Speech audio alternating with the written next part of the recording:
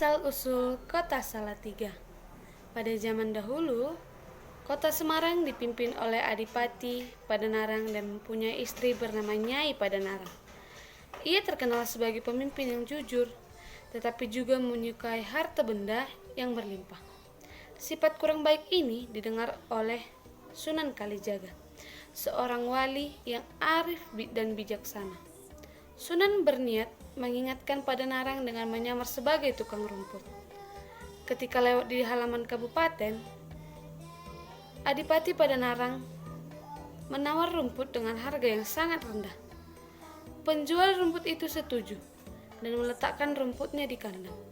Sebelum pergi, ia menyelipkan uang 5 sen di antara rerumputan.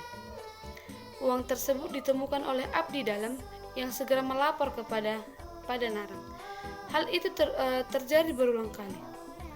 Padanarang heran, mengapa tukang rumput tersebut tidak pernah menanyakan uangnya? Ketika tukang rumput itu datang kembali, Padanarang pun menanyakan asal-usul tukang rumput itu. Ia juga menanyakan kepada sang tukang rumput seperti tidak membutuhkan uang.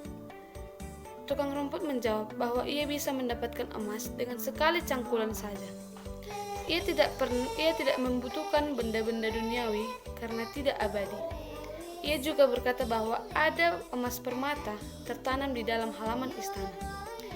Padanarang marah mendengar jawaban itu. Ia merasa dihina oleh tukang rumput itu. Padanarang menyuruh seorang abdi mengambil cangkul dan kemudian mencangkulkan di halaman istana. Dengan kukuh, tukang rumput tadi mengayunkan cangkul ke tanah. Ternyata kata-kata orang itu benar. Ada emas permata di dalam tanah istana.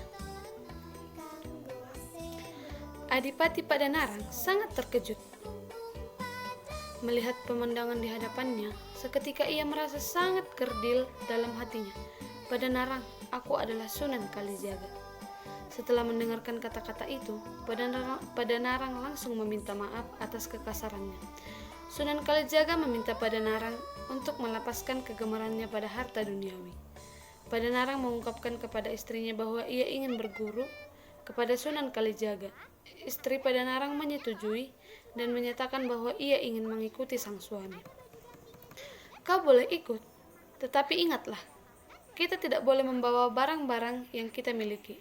Berikan barang-barang tersebut kepada fakir miskin, ujar Padanarang kepada istrinya, dan istrinya menyatakan bahwa ia tidak rela meninggalkan harta bendanya dan menyerahkannya kepada fakir miskin. Ia meminta suaminya berangkat lebih dulu, lalu perempuan ini menyimpan emas dan permata di dalam tongkat yang terbuat dari bambu. Padanarang pun menyusul Sunan Kalijaga. Namun dalam perjalanan, mereka dihadang oleh 3 orang penyamun. Jika engkau ingin barang berharga, tunggulah. Sebentar lagi akan lewat seorang perempuan tua, cegat dia. Kau akan mendapatkan emas permata dalam tongkat bambunya, kata Sunan Kalijaga.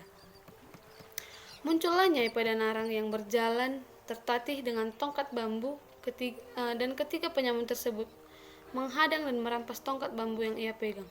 Nyai Padanarang tidak dapat berbuat apa-apa selain merelakan hartanya dirampas. Ketika berhasil bertemu dengan suaminya dan Sunan Kalijaga, ia menceritakan kejadian perampokan yang dialaminya di tengah jalan sambil menangis. Kau tidak mendengarkan kata suamimu. Untuk berguru denganku, kalian harus meninggalkan semuanya harta kalian. Jadi kejadian ini adalah salahmu sendiri, ujar Sunan Kalijaga. Ada 3 pihak yang melakukan kesalahan di sini, yaitu kau sendiri dan para penyamun itu.